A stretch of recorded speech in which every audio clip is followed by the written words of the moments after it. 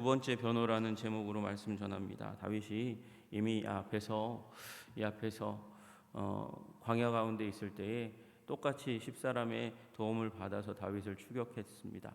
사울이 그렇게 추격했을 때 하나님께서는 다윗을 인도해서 굴 가운데 숨게 했고, 그 굴에 하필이면 사울이 들어와서 용변을 보다가 부하들은 다 죽이려고 했는데 다윗은 죽이지 않잖아요. 죽이지 않아서 사울의 생명을 살려주고, 그리고 오히려 그와 그 부하들 앞에서 자기 자신을 변호하는 기회를 얻었었습니다. 이제 다윗이 그 도피의 삶을 살아가는 그 가운데 다시금 사울이 충동을 받았습니다. 충동을 받아서 동기부여를 받아서, 그래서 다시금 쫓아 나왔다가 이번에는 굴로 들어가는 것은 위험한 일이니까, 그래서 첩첩산중, 그러니까 첩첩인중이죠. 사람들 사이 그 한 가운데에 딱 자리 잡고 사람들을 보호막으로 삼아서 자기가 죽을 일은 없게 만들고, 그리고 다윗은 잡으려고 나왔습니다. 꾀를 낸 것입니다. 그럼에도 불구하고 하나님께서는 이제 사울의 모든 군대에게 잠을 주심으로 말미암아 깊은 잠, 거의 최면에 가까운 잠, 이게 3천 명 가운데서 그래도 몇 명은 잠을 모든 이루는 불면의 밤을 주어야 하지 않습니까? 그런 사람들이 꼭 있지 않습니까? 그런데 불구하고 3천 명 모두가 다 골아 떨어졌습니다. 두 사람이 오는데 아무리 사람이 인기척을 느끼지 못하게 하는 그 가운데 온다 해도 다윗이 날래고, 그리고 같이 온 그 장군이 날래다 해도 그래도 이건 쉬운 일이 아니지 않습니까? 그런데 3천 명 그 군대의 중심 가운데 있는 사울에게로 뚫고 나아가서 그곳에서 창과 물병을 가지고 나오기까지 아무도 눈치를 채지 못합니다. 거기에다가 산 꼭대기로 올라갑니다. 여러분, 이게 광야예요. 광야이고 10광야 가운데 있고, 그 가운데서 산이 하나 있는데 그곳에 그 입구 조금 올라가서 입구 쪽에 있는 길에서 진을 쳤습니다. 진을 친 그 상황에서 다윗이 거기에 들어갔다가 나와서 맞은편 산의 꼭대기로 올라가는 겁니다. 그런데 그 꼭대기로 올라가기까지 아무도 깨어나지 않았습니다. 거리가 먼 그 산 꼭대기에 올라가서 다윗이 다시 그들을 이제 깨우려고 합니다. 아브네라, 너는 대답하지 아니하느냐? 아브네를 향해서 외쳤습니다. 사람들이 웅성웅성 깨어납니다. 깨어나는 그 가운데서 아브넬이 얘기합니다. 왕을 부르는 너는 누구냐라고 얘기했어요. 왕의 이름을 함부로 부르는 자가 누구냐, 이렇게 얘기하는 건데, 여러분, 다윗이 한마디 아브넬아 너는 대답하지 아니하느냐 이렇게 한마디 했다고 이 말이 나오기는 굉장히 논리적으로 맞지가 않습니다. 그러니까 다윗이 여러 번 외쳤습니다. 잠을 깨우기 위해서 여러 번 외친 것 같아요. 왕을 제대로 경호하지 못하는 이 아브넬 경호대장 이 녀석아 일어나라, 이렇게 얘기하는 그 얘기에 이제 그 바깥쪽에 있는 귀가 밝은 사람이 먼저 깨어났을 거고, 사람들을 깨우기 시작했을 거고, 그리고 결국 아브넬이 깨어나서 왕의 이름, 왕을 자꾸 호칭하는 너는 누구냐라며 이제 얘기하기 시작합니다. 그러나 다윗의 대답은 조롱입니다. 그리고 격하입니다. 네가 용사냐? 이스라엘 가운데 너 같은 자가 누구냐? 용사라면 마땅히 이 용사, 여기에 쓰인 용사라는 단어는 지금으로 바꾸면 네가 왕의 경호대장이냐? 경호대장, 너같이 그렇게 경호대장으로 왕의 측근으로 왕의 사랑을 받으면서 왕을 경호하는 중요한 직책을, 임무를 맡은 사람, 너 같은 자가 누구냐? 그런데 네가 어찌하여 왕을 보호하려 하지 아니하느냐? 네가 그 받은 은혜와 책무를 제대로 수행하지 못하고 있지 않느냐라고 얘기하면서 아브넬을 꾸짖고 있는 것입니다. 백성 가운데 한 사람이 내 주 왕을 죽이려고 들어갔느니라. 여기 두 사람이 갔는데 왜 한 사람이라고 얘기했을까요? 여러분, 다윗은 이 한 사람 가운데 들지 않기 때문에 그렇습니다. 다윗은 같이 들어갔지만 왕을 죽이려는 마음 전혀 없었고, 그와 함께 간 자가 죽이려는 마음을 가지고 있으니까 한 사람이 들어갔다, 그렇게 얘기하고 있는 것이죠. 여러분, 다윗은 처음부터 끝까지 사울을 죽이려는 마음이 없었습니다. 내가 행한 이 일이 옳지 못하다. 아브넬이 신실하지 못하게 행동했다는 것이죠. 자기의 책무에 맞지 않게 행동했다는 것입니다. 여러분, 우리는 하나님께로부터, 그리고 이 세상 살아가면서부터 우리가 있는 어떤 조직이든지로부터 우리 행할 바를 얻게 됩니다. 뭐 지침이든지 매뉴얼이든지 사명이든지 직분이든지 받습니다. 여러분, 그것에 합당하게 행하시는 여러분들 되시기를 주님의 이름으로 축복합니다. 그렇지 않으면 여기 아브넬처럼 그렇게 조롱받고 무시받고 그리고 손가락질 받게 되는 일들이 일어나는 거예요. 여러분, 우리 교회도 마찬가지고요, 가족도 마찬가지예요. 심지어 가족도 마찬가지입니다. 자신의 그 지위나 자리에 맞지 않게 행동하면 거기에는 꾸짖음이 있는 것입니다. 여러분, 하물며 아브넬이 여호와의 기름 부음 받은 자를 보호하지 않고 잠에 골아 떨어졌습니다. 물론 하나님께서 골아 떨어지게 한 것이지만 이건 보초도 제대로 세우지 못하는 일들이 일어난 것이고, 그리고 그 보초 이 일에 어쨌든 최종 책임은 아브넬에게 있으니까 아브넬은 이 얘기를 듣고 가슴을 치며 내가 이 꾸중을 듣는가 하였을 것이에요. 여러분, 그래서 너희는 마땅히 죽을 자니라. 그 증거가 어디 있냐? 이 아브넬이 그 증거가 어디 있냐? 이렇게 물었을 때에 왕의 창과 물병이 어디 있나 봐라. 내 손에 있지 않냐? 이렇게 얘기하고 있는 것이죠. 이 아브넬은 아마도 이렇게 신랄하게 다윗이 공격하는 이유가 무엇이었을까요? 아마도 정적이었기 때문일 것입니다. 다윗은 이제 말을 이어서 얘기하기 시작합니다. 이 사울이 얘기하는 말에 이어서 이제 사울이 반응하니까 이어서 이제 사울을 대상으로 해서 얘기하기 시작하는 거죠. 내 아들 다윗아, 이것이 내 음성이냐? 내 아들 다윗, 이거 안 맞는 말입니다. 안 맞는 말이에요. 24장에는 맞는 말입니다. 24장에도 사울이 다윗을 향해서 내 아들 다윗아 이렇게 한번 얘기한 적이 있습니다. 그때는 맞는 말입니다. 그러나 지금은 맞지 않는 말입니다. 왜 맞지 않는 말입니까? 이 아들이라고 부를 수 있는 이유가 뭐냐? 자기의 딸 미가를 주었기 때문인데 그 사이 25장 말미에 보시면 딸을 갖다가 다른 남자에게 시집 보냈습니다. 이제 더 이상 사위가 아닙니다. 아들이라고 부를 수 있는 어떠한 관계도 이제는 아닙니다. 오히려 원수에 가깝습니다. 그러나 사울은 지금 내 아들 다윗아, 이것이 내 음성이냐라고 얘기하면서 다윗을 여전히 의지하고 있는 모습을 보여주고 있어요. 다윗을 신뢰하는 모습을 보여줍니다. 왜 그렇습니까? 지금 사울이 이렇게 행동하는 데는 물론 그가 가지고 있는 마음의 충동, 다윗을 죽이고자 하는 이기적인 마음도 있지만 또한 거기에는 이제 정치적인 역학관계가 있다는 것을 우리는 다윗의 말을 통해서 알게 됩니다. 내 주 왕이여 내 음성입니다. 왜 왕이여 이 주의 이 종을 쫓으십니까? 주는 왜 종을 쫓으십니까? 내가 무엇을 하였으며 내 손에 무슨 악이 있나이까? 지금 이 추격은 다윗이 새롭게 무슨 행동을 한 것, 혐의가 있어서 하고 있는 것이 아니라는 것을 얘기하고 있는 거죠. 나는 아무 잘못이 없습니다 라고 다윗은 자기 자신의 무죄함을 얘기합니다. 그럼에도 불구하고 쫓아가는 이유가 무엇입니까? 다윗은 사울은 사울의 부하 가운데 누군가가 모함한 그것에 의해서 다시금 창을 들고 추격해 온 것이라는 것을 다윗은 알고 있었고 그것을 사울에게 다시 상기시켜 주는 거예요.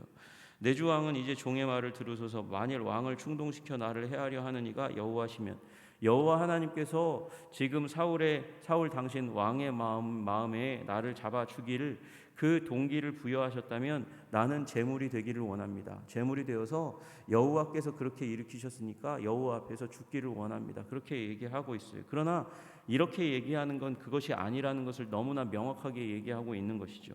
만일 사람이면 그들이 여호와 앞에서 저주를 받으리니 이는 그들이 이르기를 너는 가서 다른 신을 섬기라고 오늘 나를 쫓아내어 여호와의 기업에 참여하지 못하게 함이니라. 여러분, 하나님의 백성들 가운데서 하나님을 예배하고 하나님의 뜻을 이루어야 하나님의 기업이 그 삶 가운데 있다는 것이 이스라엘 백성들의 상식입니다. 그런데 그곳에서 쫓아내기 위해서 사울의 왕실에서 쫓아내 도망자가 되게 만들었고 이방인의 땅, 우상 숭배의 땅 가운데 처하게 했다고, 지금 그 사람이 있다고, 누군가가 있다고 얘기했고 그 사람의 가장 큰 혐의는 아마 지금 경호대장을 맡은 아브넬일 가능성이 굉장히 많은 거죠. 그 자리를 원래 다윗이 차지해야 할 것입니다. 왜 그렇습니까? 딸의 사위니까요. 가장 가까운 관계니까요. 가장 신뢰할 만한 혈연 관계 가운데 하나, 가족 관계 하나에 속하지 않겠습니까? 그런데 그 자리를 아브넬이 차지하고 있어요. 왜 그렇습니까? 그가 모함자라는 것이 추측이 가능한 것입니다. 그 가운데서 다윗이 얘기합니다. 여호와 앞에서 먼 이곳에서 피 흘리게 하지 마십시오. 여호와의 먼 곳, 그러니까 여호와의 백성으로부터 여호와의 임재가 있는 성소, 그 언약궤가 있는 그 어떤 곳으로부터 멀리 있는 이곳에 내가 하나님을 예배하는 그곳으로부터, 공동체로부터 먼 곳에서 내가 죽지 않도록 그렇게 해주시기를 원합니다라고 얘기하면서, 그러면서 사울이 하는 일이 어리석다고 얘기합니다.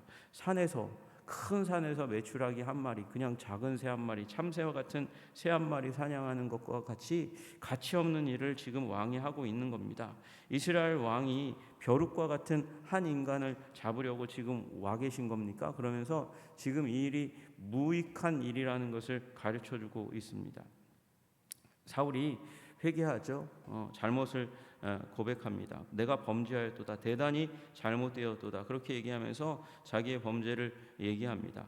네가 오늘 내 생명을 귀하게 여겼으니까 내가 다시는 너를 해하지 않겠다. 그러면서 자기의 잘못을 모든 부하들 앞에서 인정하고, 그러면서 거기에 단서 조항을 하나 답니다. 다윗아 돌아오라. 이게 가능합니까?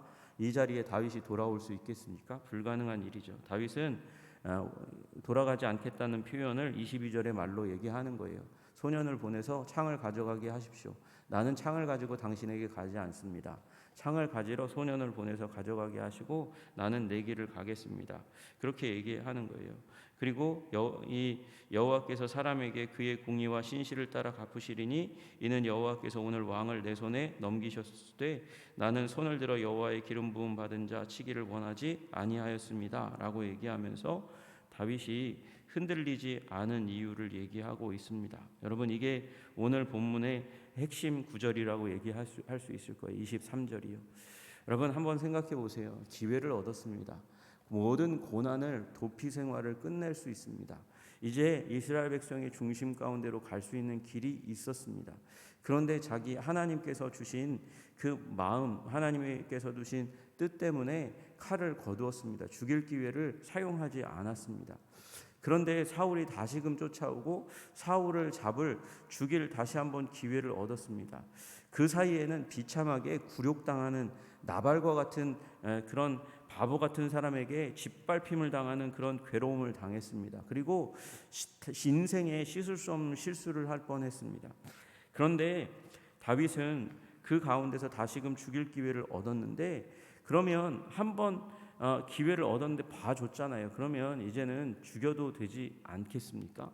그 가운데 굴욕당했으니까 이제는 이런 굴욕을 벗어나고 싶다, 그렇게 생각할 수 있지 않겠습니까? 자기를 합리화하고 이 백성들 앞에서, 이스라엘 앞에서, 군사들 앞에서 이미 공식적으로 해냈으니까 나는 이제 사울을 죽여도 나는 떳떳하다, 그렇게 얘기하고 이제 왕좌를 향해서 가는 길을 뚜벅뚜벅 걸어가도 되지 않겠습니까? 그런데 다윗은 그 가운데서 다시금 사울을 죽이지 않았어요. 왜 그렇습니까? 그가 공의의 사람이기 때문에 그렇습니다. 신실의 사람이기 때문에 그렇습니다. 여러분, 여기 공의라 함은 ጼ다카라는 말입니다. 이건 기준의 사람이라는 것입니다. 척도의 사람이라는 것입니다. 기준과 척도의 사람이기 때문에, 공의의 사람이기 때문에 나는 당신을 죽이지 않습니다라고 얘기하는 것이죠. 여러분, 공의의 사람 되시기를 주님의 이름으로 축복합니다. 의의 사람이시기를 주님의 이름으로 축복합니다. 여러분, 척도를 나타내는 다른 말이 하나 있습니다. 그것이 바로 캐논이라는 말입니다. 캐논이라는 말은 자라는 말입니다. 그 자라는 말에 의해서 성경이라는 말이 나오는 거예요. 캐논이라는 말은 성경을 지칭하는 또 다른 말입니다. 여러분, 다윗은요, 하나님이 정하신 뜻, 하나님의 기름 부음 받은 자는 고귀하고 존귀하다라는 척도를 가지고 있었기 때문에 사울을 죽이지 않았습니다. 그 후회가 있을 만한 상황들이 다윗을 흔들었어요. 흔들었는데도 척도의 사람이기 때문에 흔들리지 않았다는 것이에요. 여러분, 공의의 사람, 척도의 사람, 성경 말씀의 사람 되시기를 주님의 이름으로 축복합니다. 여러분, 흔들리지 않았다는 말이 바로 신실의 의미입니다. 신실, 에무나라는 말 자체가 흔들리지 않는다는 것입니다. 여러분, 한 번의 기회가 있고 그 이후에 기회가 왔을 때는 그 기회를 활용하지 않은 것 때문에 후회가 사람을 흔듭니다. 흔들리는데도 다윗은 흔들리지 않았습니다. 나발이 흔들었습니다. 흔들리지 않았습니다. 오히려 하나님께서는 아비가일이 준 교훈을 자신의 인격 가운데 심었습니다. 아비가일을 하나님께서 왜 보내셨는가? 저 아름다운, 내면이 아름다운, 흔들리지 않는 그 여인을 하나님께서 왜 보내셨는가? 함부로 칼을 들지 않도록 하시려는 하나님의 의도와 목적과 계획을 다윗은 깨달아 알고 헤아리고, 그리고 사울을 다시 한번 죽일 기회가 있었고 그것을 정당화하는, 자기는 손을 안 대도 돼요. 부하가 얘기했어요. 내가 찍겠습니다라고 얘기했습니다. 당신이 찍으십시오라고 얘기하지 않았어요. 그리고 얘기하면 됩니다. 내 부하가 죽였지 나는 죽이려 하지 않았다라고 얘기할 수 있는 그런 핑계를 댈 수도 있는 사람이었습니다. 그럼에도 불구하고 다윗은 흔들리지 않았습니다. 그러면서 다윗은 얘기하는 거예요. 오늘 왕의 생명을 내가 중하게 여긴 것 같이 내 생명을 여호와께서 중히 여기셔서 모든 환난에서 나를 구하여 내시기를 바라나이다. 하나님 앞에서 나는 공의와 신실의 사람이었습니다. 나는 척도를 지키는 사람이었고 기준을 지키는 사람이었고 에무나 흔들리지 않는 사람이었습니다. 그래서 나는 왕의 생명을 소중하게 여겼습니다. 그렇게 소중하게 여긴 나에게 하나님께서 모든 환난에서 구해내시기를 바라나이다. 사울에게 기대지 않습니다. 사울에게 기회를 구하지 않습니다. 사울에게 소원을 빌지 않습니다. 하나님께 소원을 빕니다. 여러분, 사람들 앞에서 공의와 신실의 사람으로 살아가시기를 주님의 이름으로 축복합니다. 그러나 그 사람이 나에게 갚아주기를 바라지 마시고 하나님께서 내가 행한 공의와 신실에 응답해 주시기를, 그래서 내 삶 가운데 하나님께서 은혜를 더하시고 사랑을 더하시고 그리고 이 구원을 더하시기를 간구하시는 여러분들 되시기를 주님의 이름으로 축복합니다. 이 믿음이 우리 삶의 생명인 줄 믿으시기를 주님의 이름으로 축복합니다. 이렇게 살아가면 정마저도 나의 잘됨을 위해서, 형통을 위해서, 승리를 위해서 기원하는 일이 일어나게 될 줄로 믿습니다. 기도하겠습니다. 하나님 아버지, 원수인 사울이 내가 큰 일을 행하겠고 반드시 승리를 얻으리라 다윗을 향해서 축복하며 승리를 기원하게 되는 장면을 우리는 보게 됩니다. 하나님 아버지, 우리 하나님 앞에서 말씀의 사람 되어 기준을 지키고 주님께서 내게 주신 아버지 사명을, 목적을, 직임을, 직분을 잘 지킬 수 있는 자들 되게 하여 주시옵소서. 상황이 나를 흔들고 사람들이 나를 흔듭니다. 하나님, 이 세상 가운데 없어야 될 정적이 갑자기 일어나서 내 삶을 흔드는 일이 일어날 때도 있습니다. 주님, 우리를 불쌍히 여겨 주옵소서. 우리는 그 가운데 갈대와 같이 흔들릴 수밖에 없는 아버지 불쌍한 영혼임을 주님께서 긍휼히 여겨 주시고 하나님께서 힘주셔서 신실한 사람이 될 수 있도록 주님 도와 주옵소서. 예수 그리스도 이름 받들어 기도드리옵나이다. 아멘.